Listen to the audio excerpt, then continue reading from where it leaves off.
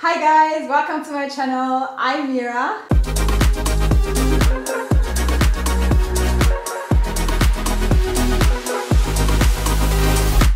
And today we're actually talking about something not so nice, which is injuries. So I got the expert of sport, at least for me. So he's the sports physio of me. We're knowing each other for 4 or 5 years. And yeah, we're working together for such a long time. But today I wanted to invite Philip to tell us more. And today we're talking about shin splits. And before we start, I would say just talk a little bit about yourself and your experience. Thank you, Mira. It's a pleasure to be here.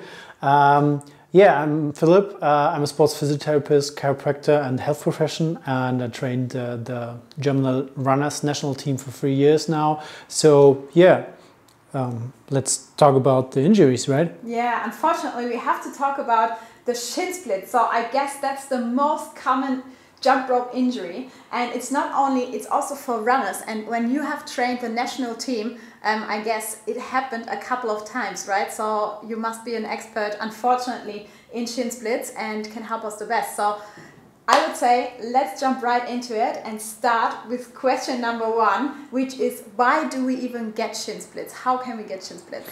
Shin split is an injury that you get when you have overuse. So when you train too often, too hard, the intensity is too high, and yeah, sometimes also kind of blockation or blockades in the joints, or yeah, like this. Yes, very simple, yeah, right? Very simple. Yeah, it's actually great that you say that as an expert of sports, as an expert about that, because as I already tell you guys, don't overuse it, don't go too crazy when you start skipping, don't get every day 20 to 30 minutes, have breaks in between, and yeah, maximum 5 minutes, go at the time and set small goals to prevent injuries and to not get shin splits that fast, right? Yeah. Nice. So I would say let's right away jump into question number 2. What can we do to prevent shin splits?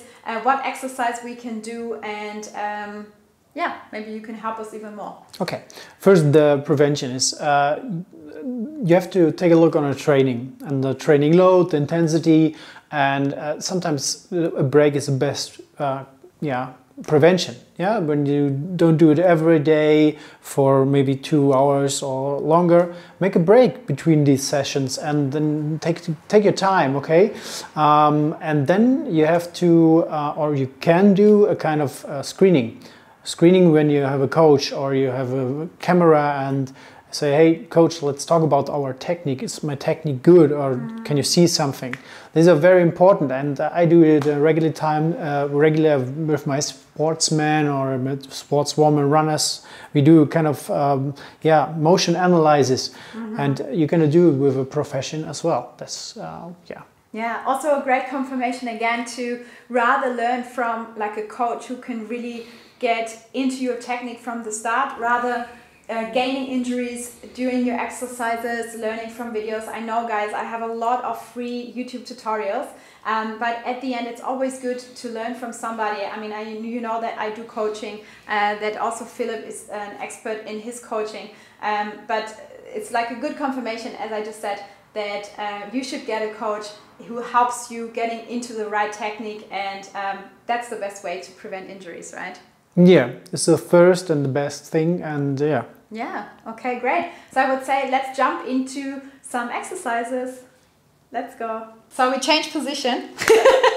So we need some materials to prevent, and even when we have shin splits, to do the exercise, right? Yes. So what do you recommend doing?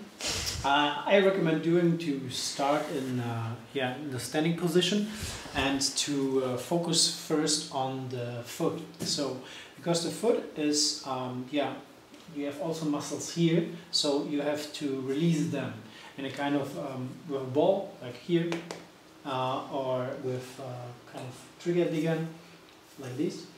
And it's pretty easy. Just stand on the ball, please, and bring your heel down.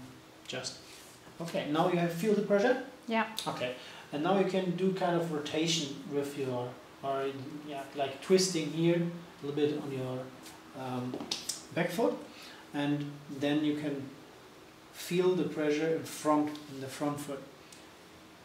It actually feels really good. Yeah. It doesn't have to be painful. Yeah, it is. It's not comfortable, but it's still a feeling. It's like kind of a relief, you know. And this is one exercise. You can do it for 1 minute and on both feet. So 1 minute on the other, and yeah, do it regularly. So to release the muscles in your foot. Yeah.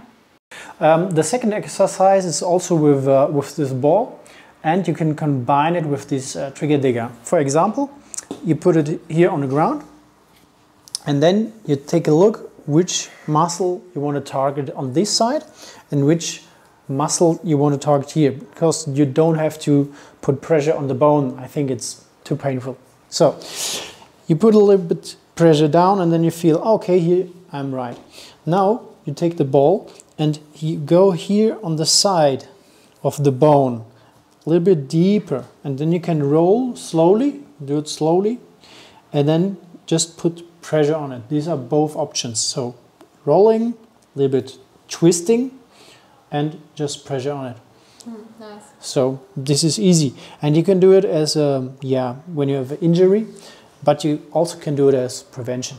So you don't have to have pain to use this exercise. So it's pretty easy. Yeah, cool. Can I try? Yeah, just try. I think I never tried this exercise. We know each other for 3-4 years already. I think 5 now. Yeah. Wow. See, and I should come more regularly, otherwise I would know. But luckily I never have shin splits. I really never. So I'm very, very fortunate. But maybe my body is already so used to it. But let's see how easy this exercise is. So we can also use a ball down here, right? Yeah, yeah. But you have to do it slowly. Slowly, Mira. Slowly. Okay, see? It's like the first problems we have. Yeah, living in a city, that's how it is. Now roll here is your bone, and from up to down, and roll a little bit slowly, and yeah, feel where's a painful spot. Okay. And then when you feel a painful spot, just put a bit pressure on it and hold it for a second or a bit longer.